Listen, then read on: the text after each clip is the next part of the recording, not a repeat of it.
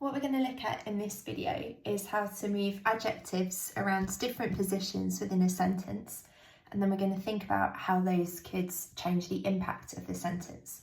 So we're starting with a simple, straightforward piece of description. The house stood at the top of Crow Hill, and we have two adjectives that we're going to be moving around: crumbling and abandoned. So our first challenge is to create a simple expanded noun phrase with the two adjectives separated by a comma. Okay, so here's my first example. I'm doing expanded noun phrase where the adjectives are separated by a comma. So my sentence reads, the crumbling, abandoned house stood at the top of Crow Hill. Now, because there's only two adjectives here and because they can both function independently of each other, they both work on their own, I'm going to try this again, but this time using and between them rather than a comma. So let's have a look at what that would look like. Okay, here's my next example. So this is the expanded noun phrase, but this time I've used and between those two adjectives. So the crumbling and abandoned house stood at the top of Crow Hill. The next example I'm going to test out is a sentence where I move the adjectives to the front. So I'm going to have a fronted adjective phrase. So let's have a look at this. Here we go. So this time I've moved those adjectives to the front of the sentence. Crumbling and abandoned, comma, the house stood at the top of Crow Hill.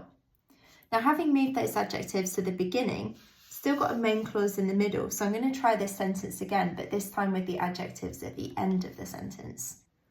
Okay, so the sentence now reads, the house stood at the top of Crow Hill, crumbling and abandoned. Now, in both these cases, I've decided to keep the and. When I read the sentences to myself, I felt like not having the and made it a little confusing about where the main clause began, so I've kept it in there. But this is the kind of thing you can choose for yourself when you read your sentence back, if you think it sounds the way you want it to sound, and if it makes sense with those commas there, with a single comma there, instead of the and. So we're going to try one final example. Now remember, this is an adjective phrase describing the noun, the house. So what I'm going to try and do now is position it right after the noun instead of before it. So let's have a look at this final example. Okay, here's my final sentence. The house, comma, crumbling and abandoned, comma, stood at the top of Crow Hill. So I've now got 5 different sentences that I can compare that all use the same combination of adjectives in different places. So the next thing to think about is which one's my favourite. So we have the crumbling, abandoned house stood at the top of Crow Hill. I like the fact that we get the adjective straight away, so we know we have a picture of the house before we then find out its position. I like the order of that. Let's sit with the and. The crumbling and abandoned house stood at the top of Crow Hill. I don't know if I like how wordy this version of the sentence feels.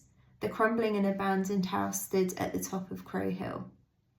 The crumbling, abandoned house stood at the top of Crow Hill. I think I prefer this first one over the second one. So then we had the adjective move to the front. Crumbling and abandoned, the house stood at the top of Crow Hill. The thing that I didn't mind about this one is it opens with something interesting. It opens with a question. So we're wondering what is crumbling and abandoned. But I don't know if I necessarily love the fact that we don't know it's the house until later on. So let's compare it to the other version of the sentence. The house stood at the top of Crow Hill, crumbling and abandoned. So in this one, we know we're talking about the house straight away. We don't find out what it looks like until the end. Now, actually, out of these two, I think I prefer number 3, because I think with number 4, maybe the part I don't like is that we have an image of a house and then we find out almost by surprise at the end of the sentence that it's crumbling and abandoned. Although I do find the sentence more interesting to read, more engaging to read than perhaps number 1, which was my other favourite. So then our final example, the house, crumbling and abandoned, stood at the top of Crow Hill. Now what I really like with this one is that it slows the pace right down with this extra phrase in the middle, with these 2 bracketing commas, and it forces us to reflect on what the house looks like before we find out where it is. Now, I think one of the things I didn't like up here was that it took us a while to know what it was that was crumbling and abandoned. I didn't like in this one that we had an image of the house and then we found out later what it looked like. And this kind of answers both of those. We know what's being described, we know what it's looked like, it emphasises how much it's falling apart. and then we find out where it is. So I think number 5 might be my favourite. I'm going to give you a sentence to have a go at now with a couple of adjectives and see if you can create your own 5 versions of that sentence, moving those adjectives around. So here's your sentence. The beggar held out his hand. Now the noun that we're going to describe is this one, the beggar. So what you need to do, come up with 2 different adjectives to describe the beggar. And then you're going to rewrite this sentence in 5 different ways. So we want to have the expanded noun phrase, put the adjectives before the noun. We can separate them with a comma, or we can separate them with and. We're going to try with the 2 adjectives at the beginning of the sentence and at the end of the sentence.